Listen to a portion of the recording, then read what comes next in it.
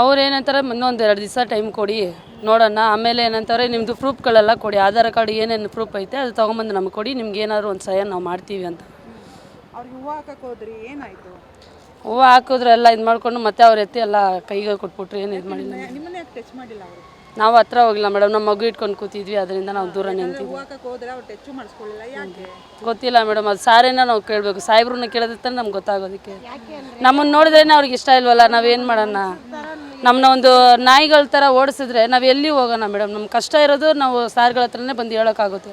ಅವರೇ ನಮ್ಮ ಕಷ್ಟ ಅರ್ಥ ಮಾಡ್ಕೊಳ್ಳಂದ್ರೆ ನಾವು ಯಾರ ಹತ್ರ ಹೋಗಿ ಹೇಳೋಣ? ಈಗ ನಮ್ಮ 4 ಮಕ್ಳು ಐತೆ, ಇವಾಗ ಈ ವ್ಯಾಪಾರ ನಂಬ್ಕೊಂಡೇ ನಾವು ಒಂದು ಇದು ಮಾಡ್ತೀವಿ.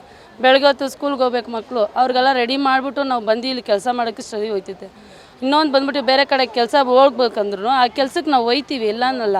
ಇವಾಗ ಕೆಲ್ಸಕ್ಕೆ ಹೋದರೆ ಕರೆಕ್ಟಾಗಿ 9 ಗಂಟೆಗೆಲ್ಲ ನಾವು ಇರಬೇಕು ಅಲ್ಲಿ. ಇವಾಗ ಮಕ್ಳು ಸ್ಕೂಲ್ಗೆ ಹೋಗೋರು 4 ಜನ ನಾವು ರೆಡಿ ಮಾಡಿ ಅವ್ರನ್ನ ನಾವು ಕಳ್ಸೋಷ್ಟಕ್ಕೆ ನಮಗೆ ಅಲ್ಲಿ 9:30 ಆಗಿಬಿಡ್ತದೆ. ಎಲ್ಲಿಂದ ನಮಗೆ ಕೆಲಸ ಸಿಗುತ್ತೆ?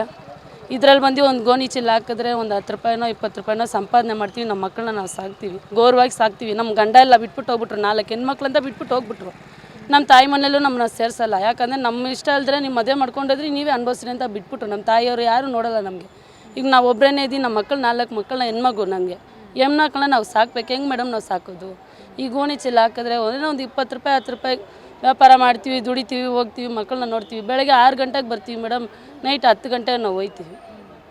ಆ ಥರ ಐತೆ. ಅಲ್ಲಮ್ಮ, ನೀವು ಸರ್ಕಾರಿ ಅಧಿಕಾರಿಗಳನ್ನ ಮೀಟ್ ಮಾಡಕ್ಕೆ ಬಂದ್ರು ಅವ್ರು ನಿಮ್ಮ ಕಷ್ಟ ಕೇಳ್ತೀರಾ? ಕೇಳ್ತಾ ಇಲ್ವಲ್ಲ ಮೇಡಮ್, ಮೀಟ್ ಮಾಡಕ್ಕೆ ಬಂದ್ರು ನಿಮ್ಮ ಕಷ್ಟ ಕೇಳ್ತೀರಾ? ಯಾರು ಕೇಳ್ತಾ ಇಲ್ಲ.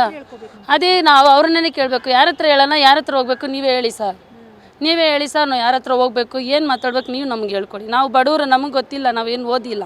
ನೀವು ಓದಿರ್ತೀರ, ನೀವು ಒಂದು ಇದರ ಇಲ್ದಿರಾ, ಒಂದು ಪೊಸಿಷನ್ ಇಲ್ದಿರ, ನೀವೇ ನಮ್ಗೆ ಹೇಳಿ. ನಾವು ಯಾರ ಹತ್ರ ಹೋಗ್ಬೇಕು, ಯಾರ ಹತ್ರ ಹೋಗಿ ಮಾತಾಡಬೇಕು, ಹೆಂಗೆ ಮಾತಾಡ್ಬೇಕು, ನೀವೇ ನಮ್ಗೆ ಹೇಳಿ. ನೀವೇ ಒಂದು ಇದು ನಮ್ಗೆ ಮಾಡಿಕೊಡಿ ಸರ್. ನಮಗೇನು ಬೇಡ ಸರ್, ನಮ್ಗೆ ಈ ಮಾರ್ಕೆಟ್ ಮಾತ್ರ ನಮ್ಗೆ ಬಿಡಿ ಸಾಕು. ನಮ್ಮ ಗೋಣಿ ಚೀಲ ಹಾಕೊಂಡು 10 ರೂಪಾಯಿ ನಾವು ಗೌರವವಾಗಿ ಸಂಪಾದನೆ ಮಾಡಿ ನಾವು ತಿಂತೀವಿ. ಯಾರು ಕೈ ಕಾಲಿಗೆ ಬೀಳಲ್ಲ. ನಾವು ಕಳ್ತನ ಮಾಡಿಲ್ಲ, ಯಾರು ಕೊಲೆ ಮಾಡಿಲ್ಲ, ಯಾರು ಹೊಟ್ಟೆನೂ ಹೊಡೆದಿಲ್ಲ.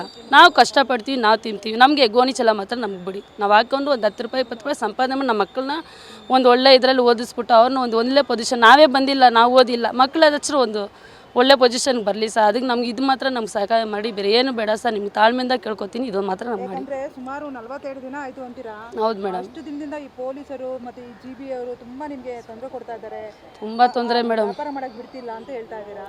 ಯಾಕೆ ನೀವು ಕಷ್ಟ ಅಂತ ಕೇಳ್ಕೊಳಕ್ಕೆ ಬಂದ್ರೆ ಇಲ್ಲಿ ಯಾರು ನಿಮಗೆ ಇದು ಮಾಡಿ ಏನು ಉತ್ತರ ಕೊಡ್ತಾ ಇಲ್ಲ ಮೇಡಮ್. ಬಂದರೆ 2 ದಿವಸ ಮಾತಾಡ್ತೀವಿ ಅಷ್ಟೇ, ಬೇರೆ ಏನು ಮಾತಾಡ್ತಾ ಇಲ್ಲ, ಏನು ನಮ್ಗೆ ಉತ್ತರ ಕೊಡ್ತಾ ಇಲ್ಲ. ಅಷ್ಟು ನೋವಿದೆ. ಹ್ಞೂ ಮೇಡಮ್. ತಿಂದ್ರಿ, ಏನು ಮಾಡ್ರಿ ಅಂತಲೇ ಯಾರು ಕೇಳಲ್ಲ ಮೇಡಮ್. ಒಂದು ಆಯ್ತು, ಇವಾಗ ನಮ್ಗೆ ಫುಲ್ಲು ಬಿಟ್ಟಿಲ್ಲ ಅಂದರೆ ಇವಾಗ 1 ತಿಂಗಳು ಮೇಲೆ ಆಗ್ತಿತ್ತು. 1 ತಿಂಗಳು 3 ದಿವಸ ಕರೆಕ್ಟಾಗಿ ಆಗ್ತಾಯಿರೋದು. ಇದರಲ್ಲಿಂದ ನಾವು ಬರೋದು ಒಂದು ಟೈಮ್ ಊಟನೇ ನಾವು ತಿನ್ನಲ್ಲ. ಇವಾಗ ಬೆಳಗ್ಗೆ ಹೊತ್ತು ನಾಷ್ಟ ಮಾಡಿದ್ರೆ ಮಧ್ಯಾಹ್ನ ಊಟ ಇಲ್ಲ, ಮಧ್ಯಾಹ್ನ ತಿಂದರೆ ನೈಟ್ ಊಟ ಇಲ್ಲ ನಮಗೆ. ಯಾಕಂದರೆ ನಾವು ಸಂಪಾದನೆ ಮಾಡೋದೇ ನಾವೇ ತಿಂದ್ಬಿಟ್ರೆ ನಮ್ಮ ಮಕ್ಳಿಗೆ ಯಾರು ನೋಡೋರು?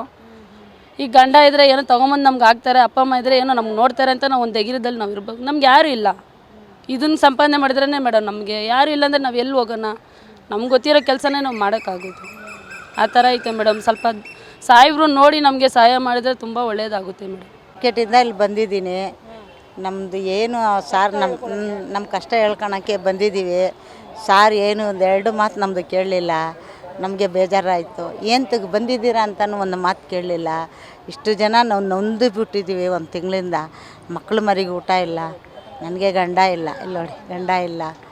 ನಾವು ಫುಟ್ಪಾತಲ್ಲಿ ವ್ಯಾಪಾರ ಮಾಡೋರು KR ಮಾರ್ಕೆಟಲ್ಲಿ. ಅದು ಬಿಟ್ಟರೆ ನಮಗೆ ಬೇರೆ ಯಾವುದು ಗೊತ್ತಿಲ್ಲ. ಏನೋ ಅವ್ರ ದಯೆಯಿಂದ ನಮಗೊಂದು ಒಳ್ಳೇದು ಮಾಡಿಬಿಟ್ರೆ ಅದೊಂದು ಸಾಕು ಮೇಡಮ್. ಬೇರೆ ಏನು ನಾವು ಕೇಳ್ತಾ ಇಲ್ಲ. ಏನು ಹೇಳ್ದೆ ಅದೇ ಹೇಳ್ತಾ ಇದ್ದಾರೆ, ನೋಡ್ತೀನಿ ಮಾತಾಡ್ತೀನಿ ಅಂತ ಹೋದವ್ರೆ. ಏನು ಮಾಡ್ತಾರೋ ಏನು ಮಾಡೋ ಭಗವಂತನ ಗೊತ್ತು, ಅವ್ರಿಗೆ ಗೊತ್ತು, ನಮಗೇನು ಗೊತ್ತಿಲ್ಲ. ನಮ್ಮ ಅದು ಅವ್ರ ಮನಸ್ಸಲ್ಲಿ, ದೊಡ್ಡವ್ರ ಮನಸ್ಸಲ್ಲಿ ಇರಬೇಕದು. ಇಷ್ಟು ಜನ ಎಲ್ಲಿ ಹೋಗ್ತಾರೆ ಮಕ್ಕಳನ್ನ ಮರಿ ಕರ್ಕೊಂಡು? ಅವರು ಅಲ್ಲೇ ನಮ್ಮ ತಾಯಿ ತಂದೆ ನಾನು ನನ್ನ ಮಕ್ಕಳು ಅಲ್ಲೇ ಜೀವನ ಮಾಡ್ತಾಯಿದ್ವಿ, ಅದರಲ್ಲೇ ಸಂಪರ್ಸ್ಕೊಂಡು ನಾವು ತಿಂತಾಯಿದ್ದೀವಿ ಮೇಡಮ್. ಬೇರೆ ಯಾವುದು ನಮ್ಗೆ ದುಡಿಯೋಕ್ಕೆ ಗೊತ್ತಿಲ್ಲ. ಈ ವಯಸ್ಸಲ್ಲಿ ಹೋಗಿ ಕಷ್ಟ ಬೀಳೋಕ್ಕಾಗುತ್ತಾ ನಾವು? ಗಾರೆ ಕೆಲಸಕ್ಕಾಗುತ್ತಾ? ಇಲ್ಲ. ಏನೋ ಒಂದು ಸೈಡಲ್ಲಿ ಕೂತ್ಕೊಂಡು ನಮ್ಮ ಹೊಟ್ಟೆ ಪಾಡು ನೋಡ್ಕೊಂಡು ಹೋಯ್ತೀವಿ. ಅವ್ರನ್ನ ನಾವು ಏನು ಬೇಡ, ಸೈಡಲ್ಲಿ ಎಲ್ಲನ ಕೂತ್ಕೊಂಡು ನಿಮ್ಮ ಹೊಟ್ಟೆ ಜೀವನ ನೋಡ್ಕೊಂಡು ಹೋಗ್ರಿ ಅಂದರೆ ಸಾಕು, ಅದೇ ನಮ್ಗೆ ಸಂತೋಷ. ಅವ್ರಿಗೇನು ಬೇಡ, ಬೇರೆ ಏನು ಬೇಡ ನಮಗೆ. ಅಷ್ಟೇ ನಾವು ಕೇಳ್ತಾ ಇರೋದು ಅವ್ರ ಹತ್ರ.